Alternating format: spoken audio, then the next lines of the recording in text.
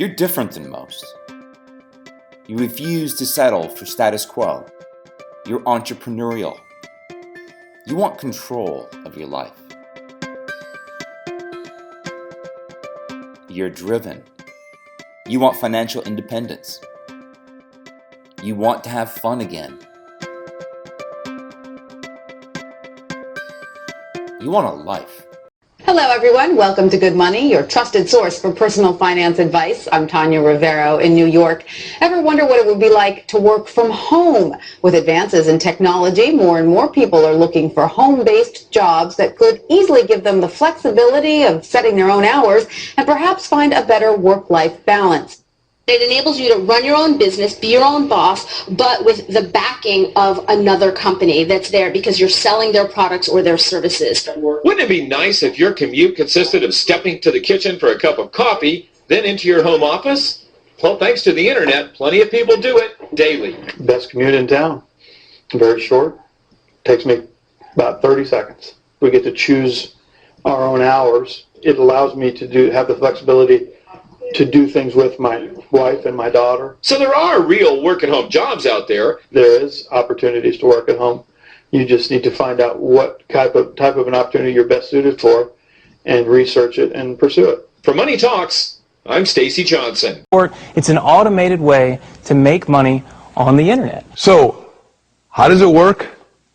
And why would you share it with somebody? This is exactly how this works. All right. So you've got these big Fortune 500 companies, household names, companies with household names, right, they have a lot of money allocated to advertising. And you see this every day. You turn on your TV, you see advertising. You turn on the radio, you hear advertising. Print magazines, all this stuff. Well, these companies have big advertising budgets and they allocate it in different places. One of the places that they allocate it is to the internet. They have a large portion of their budget set aside to advertise online. And so what I did was I went to them and I said, look, would you pay me to advertise for you? Would you pay me if I send you a customer? They said, yeah, it made sense. Think about it. They pay me only if I send them a customer. It's results-oriented. Right. It's performance-based. It made a lot of sense to them. Instead of paying to be seen, they're paying for customers, right? So they allocate a large portion of their budget to advertising this way. And what I do is I go promote these companies. I don't have to work against them. I don't have to build a business and try to compete with these monster companies. I work with them. They've already got it going. Right. I'm helping them. I send them customers, and in turn, they send me a check. They pay me for sending them customers. So they're elated. You know, when they get a new customer, they're excited. They don't mind paying me.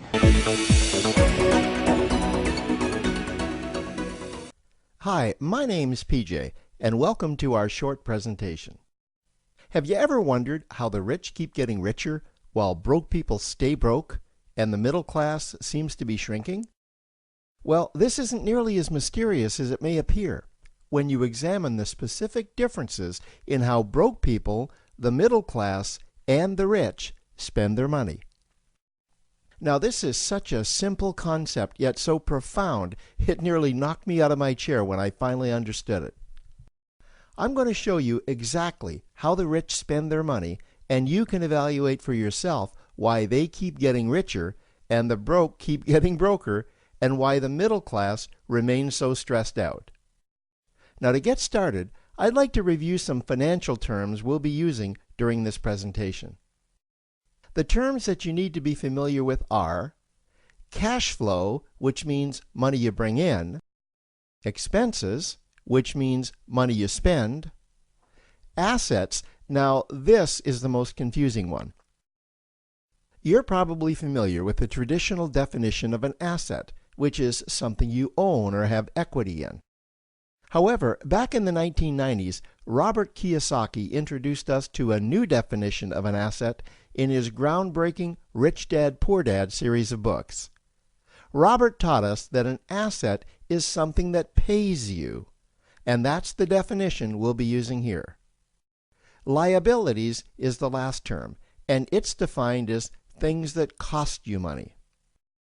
As an example, a house is typically viewed as an asset, but can it actually be a liability?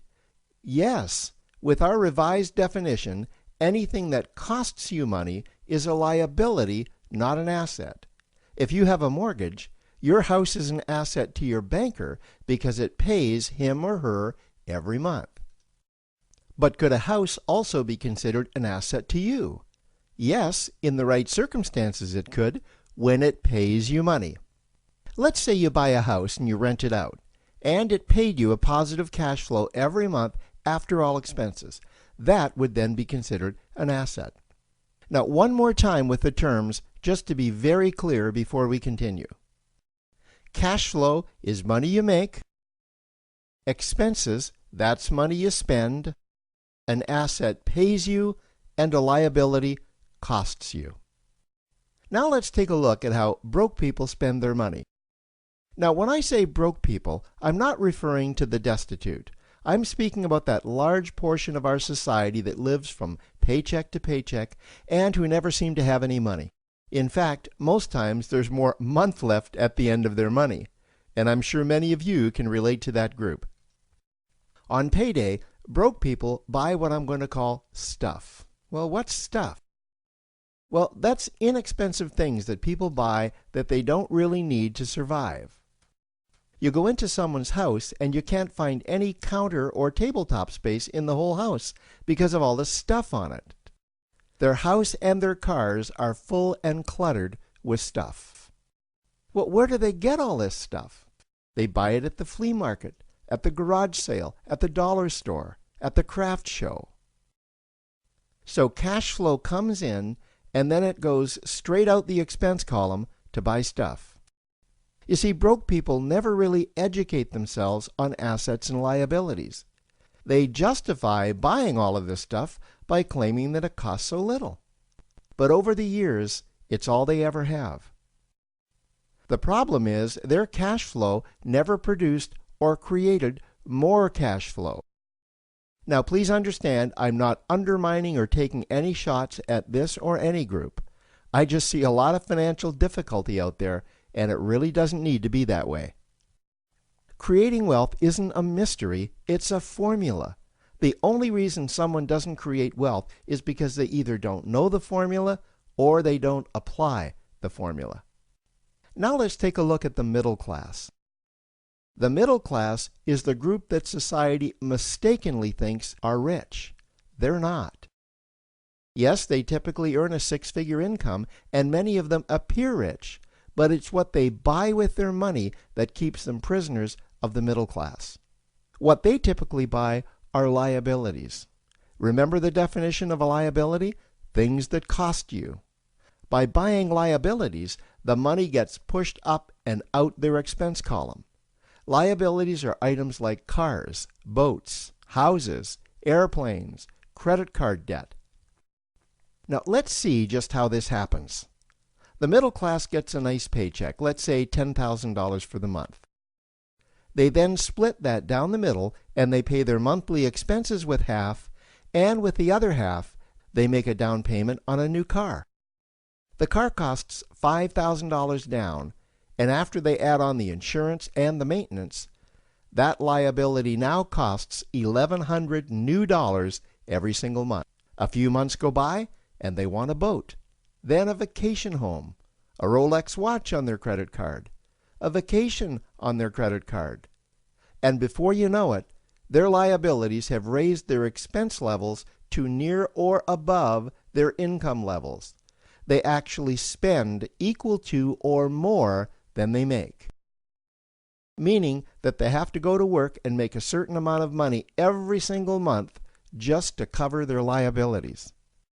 The other important issue with both broke people and the middle class is that normally all of their cash flow is dependent on their own effort, meaning that they've educated themselves to exchange their knowledge and expertise for someone's money.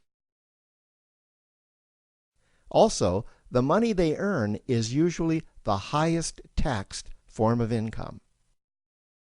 Here's an example. An attorney is knowledgeable about law, so people pay him or her in exchange for that knowledge on an hourly basis. The problem here is that if the attorney isn't sharing that knowledge with a client, then the attorney isn't making any money. This causes lots of stress and anxiety in their lives, and if you ever ask them to take an afternoon off to play golf with you, well, they very rarely can because of how much money it'll cost them to take that time off. On the surface, life's pretty good.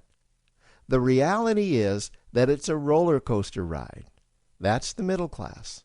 Now, I know this group very well because for a great deal of my adult life, that was me. Now let's take a look at how the rich people spend their money. Rich people acquire assets. Again, an asset is something that pays you. If you want to become rich, buy assets that earn you more money. The money cycle looks like this.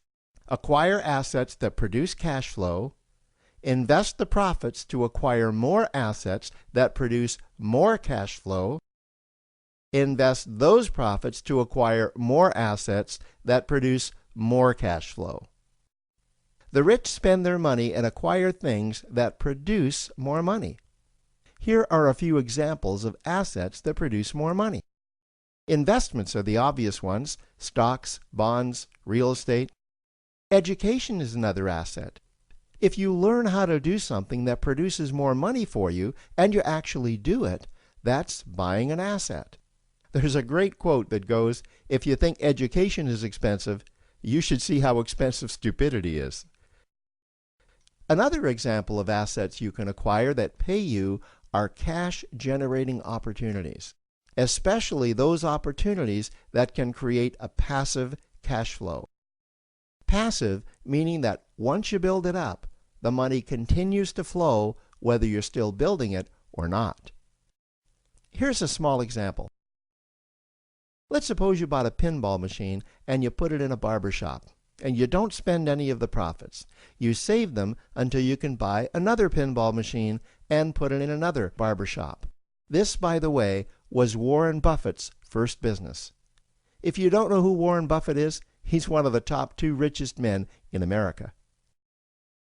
The rich are extremely eager to find those passive cash-generating opportunities because those opportunities continue to pay them month after month, year after year, long after they've stopped working the opportunity. You know, I see this happen again and again with successful entrepreneurs. They find a passive cash flow stream that they build up, and it continues to pay them month after month, year after year. They then take those profits and multiply them in another passive cash-generating opportunity, and then again in another. In conclusion, here's what I've learned over the years. You can't find these passive cash-generating opportunities unless you're open to hearing about them. Then, once you find them, you must be willing to see what fits you and then act. Now, the reason I say this is that I once answered a hokey little ad that I ended up generating 7 figures from, simply because I answered that ad and then took action. These opportunities are out there. You just need to find them. You also must be opportunistic enough that when the right situation does present itself, you don't miss it.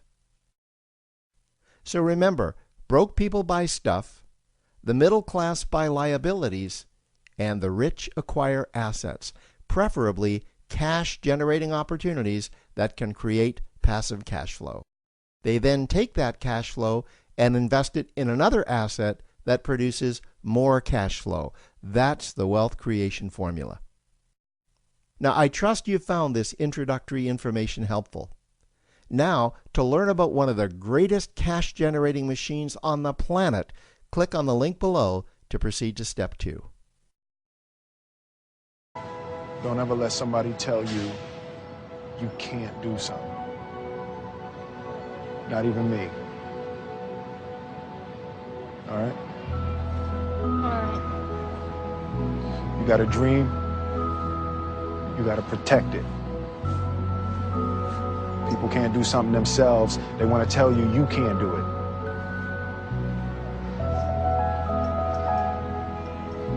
You want something, go get it. Period.